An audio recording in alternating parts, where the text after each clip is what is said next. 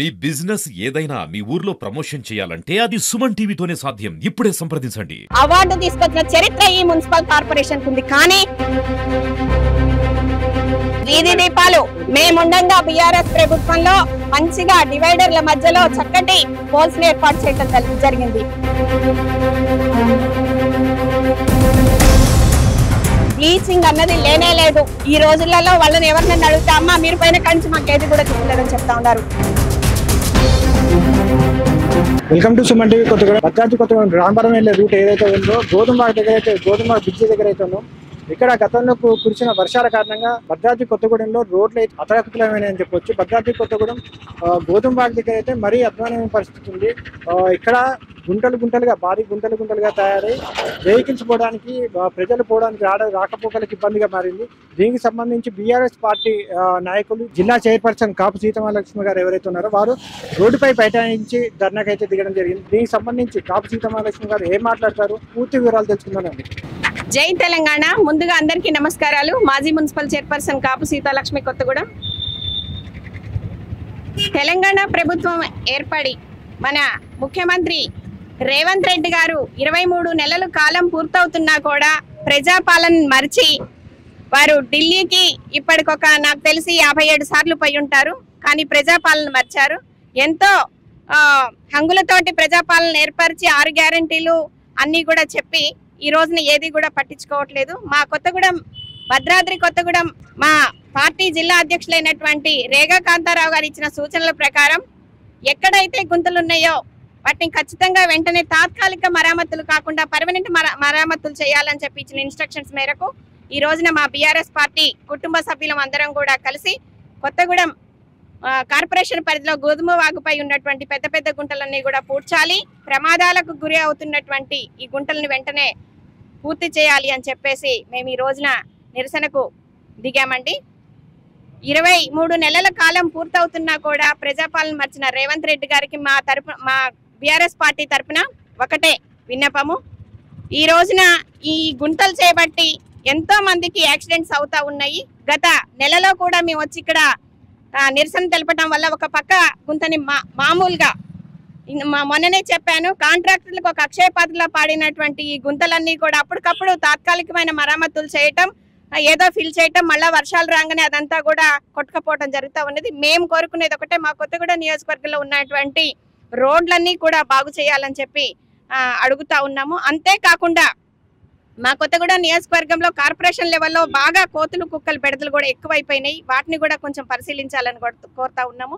మేము ఇక్కడే ఉన్నాం. పారిశుద్ధ్యం ఎట్లా ఉన్నది అని అంటే గతంలో ఈ కొత్తగూడెంలో మున్సిపల్ చైర్పర్సన్ గా పనిచేసిన నేను ఎన్నో అవార్డులు తీసుకురావడం కూడా జరిగింది. కానీ ఇప్పుడు పారిశుద్ధ్యం మొత్తం కూడా మురికి కూపంలో మారింది. కనీసం ఒక బ్లీచింగ్ పౌడర్ వేయటమే కానీ స్వచ్ఛ ఆటోస్ డోర్ టు డోర్ తిప్పడమే కానీ కూడా చేయడం లేదు. ఇవన్నీ కూడా చూడాలి. ఖచ్చితంగా ప్రజల్ని కాపాడుకునే బాధ్యత ప్రభుత్వం పై ఉన్నది, ముఖ్యమంత్రి పై ఉన్నదని కూడా తెలియపరుస్తా ఉన్నాం. ఎందుకంటే వారు ఓట్లు వేసి గెలిచిండ్రు కాబట్టి ఈ రోజున మీరు గద్దెకెక్కి కూర్చున్నారు. కాబట్టి ప్రజల్ని కాపాడుకునే బాధ్యత మీపైయే ఉంది. మీరు ఇచ్చిన హామీలన్నీ కూడా నెరవేర్చాలి. తులం బంగారమే కావచ్చు. అంతేకాకుండా 18 సంవత్సరాలు నిండినటువంటి మహిళలకు స్కూటీలు, చదువుకునే మహిళలకు స్కూటీస్ అని చెప్పారు. అదే విధంగా మహిళలకు 2500 అన్నారు. వితంతులకు, వికలాంగులకు, వృద్ధులకు పెన్షన్ కూడా పెంచుతామని చెప్పారు. ఏ హామీ కూడా మీరు నెరవేర్చడం లేదు. కాబట్టి ఇవన్నీ కూడా క్లియర్ చేయాలని చెప్పి కోరుకుంటా ఉన్నాము. ఇక పబ్లిక్ టాయిలెట్స్ అయితే మా హయాంలో పబ్లిక్ టాయిలెట్స్ కూడా నిర్మించడం జరిగింది. వాటిని పట్టించుకునే గతే లేదు. పక్కనున్నటువంటి కుటుంబాలు నివసించలేని పరిస్థితికి ఏర్పడతా ఉన్నాయి. కాబట్టి ఖచ్చితంగా వీటన్నిటిపై దృష్టి పెట్టాలి. ఇమీడియట్లీ ఈ గుంతలు ఎక్కడెక్కడైతే ఉన్నాయో కొత్తగూడెం నియోజకవర్గంలో రోడ్లన్నీ ఖరాబ్ అయినాయి అటువంటి అన్ని కూడా క్లియర్ చేయాలి అని చెప్పి గౌరవ ముఖ్యమంత్రి గారిని కోరుతా ఉన్నాము. అదే విధంగా కార్పొరేషన్ లో ఉన్నటువంటి కమిషనర్ గారే కావచ్చు, అదే విధంగా నేషనల్ హైవే డిఈ కూడా పట్టించుకోవాలి. మేము అడిగితే కమిషనర్ గారిని నేషనల్ హైవే వారు చేయవలసిన పని అని చెప్తా ఉన్నారు. వారు చేస్తారా వీరు చేస్తారా మాకైతే తెలియదు. కానీ ప్రజల్ని రక్షించే బాధ్యత ప్రభుత్వం పై ఉన్నది, అధికారులపై ఉన్నది. కాబట్టి తక్షణమే వీటిని క్లియర్ చేయాలని కోరుతా ఉన్నాం. ఇక కార్పొరేషన్ పరిధిలో ఉన్నటువంటి పెండింగ్ పనులన్నీ కూడా పూర్తి చేయాలి. గతంలో కేసీఆర్ గారి నాయకత్వంలో వన్మ వెంకటేశ్వరరావు గారు ఎమ్మెల్యేగా ఉన్నప్పుడు ఎంతో ఫండ్ తీసుకురావడం జరిగింది. ఆ ఫండ్ అంతా ఎక్కడెక్కడ పెడుతున్నారు, ఏంటి, పెండింగ్ పనులు ఎన్ని ఉన్నాయి అవన్నీ కూడా పూర్తి చేయాలి అని చెప్పి కోరుతా ఉన్నాము. అంతేకాకుండా రామచంద్ర పార్క్ కి 2 కోట్ల రూపాయలు పెట్టడం జరిగింది. కానీ ఎక్కడ ఉన్నటువంటి గొంగళి అక్కడే ఉన్నట్టుగా ఆ పని పూర్తి స్థాయిలో జరగడం లేదు. ఆ పనిని కూడా పూర్తి చేయాలి అని తెలియపరుస్తూ ఇమీడియట్లీ ముందైతే కొత్తగూడ నియోజకవర్గంలో ఉన్నటువంటి రోడ్లు మరమ్మతులు ఇమీడియట్లీ చేయాలి. కాంట్రాక్టర్లకు అక్షయ పాత్రలా ఈ రోడ్లు గుంతలు నిలవకూడదు, ఖచ్చితంగా పూర్తి స్థాయిలో చేయాలి అని చెప్పి కోరుతా ఉన్నాం. తెలంగాణ ఆర్టీసీ మీద మా స్పందన, మొన్న జరిగినటువంటి యాక్సిడెంట్ ని తీసుకుందాం. మన ముగ్గురు అక్క చెల్లెడు ఒకటేసారి ఆ కన్న తల్లికి తండ్రికి ఎంత కోత పెట్టిందో కూడా చూసారా. అవి కేవలం ప్రభుత్వం నిర్లక్ష్యం వల్లనే జరిగింది. ఒక కుటుంబంలో ముగ్గురు చనిపోవటం ఒకటేసారి అన్నది ఆ తల్లికి తీరని లోటు. నేను కూడా ఒక తల్లిగా నాకు కూడా 2 పిల్లలు ఉన్నారు. ఆవేదన ఎట్లుంటది అన్నది మాకు కూడా తెలుసు. కేవలం ఈ రోడ్లు మంచిగా లేకపోవటం వలన ఆ బస్సు పడిపోయి కంకర దాని మీద పడి ఎంతో మంది ప్రాణాలు కోల్పోవడం కూడా జరిగింది. వెంటనే ప్రభుత్వం ప్రజాపాలనపై దృష్టి పెట్టి రోడ్లన్నీ కూడా చక్కగా మరమ్మతులు చేయాలని చెప్పి తెలియపరుస్తా ఉన్నాం. ఈ మున్సిపల్ ఆఫీస్ కి మేము మా కౌన్సిల్ అంతా కూడా కలిసికట్టుగా పని చేసి అవార్డు తీసుకొచ్చిన చరిత్ర ఈ మున్సిపల్ కార్పొరేషన్ కు ఉంది. కానీ ఇప్పుడు ఏ ఒక్కరిని అడిగినా కూడా కనీసం డోర్ టు డోర్ చెత్త తీసుకుపోయే వాళ్ళు లేరమ్మా. అడుగుతా ఉంటే కనీసం పెట్రోల్ పంపించడం లేదు అని చెప్తా ఉన్నారు.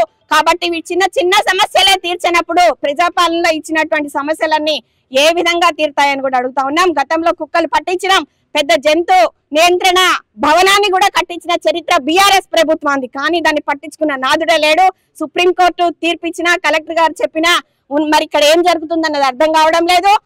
చిన్న పిల్లలు నా లైన్ లోనే ఒక పాపను కుక్క కండబట్టి పీకింది. ఆ కండని ఇంకొక కుక్క వచ్చి తిన్నది. ఆ తల్లి ఆవేదన ఏ విధంగా ఉంటుందో మీరు ఒకసారి అర్థం చేసుకోవాలి.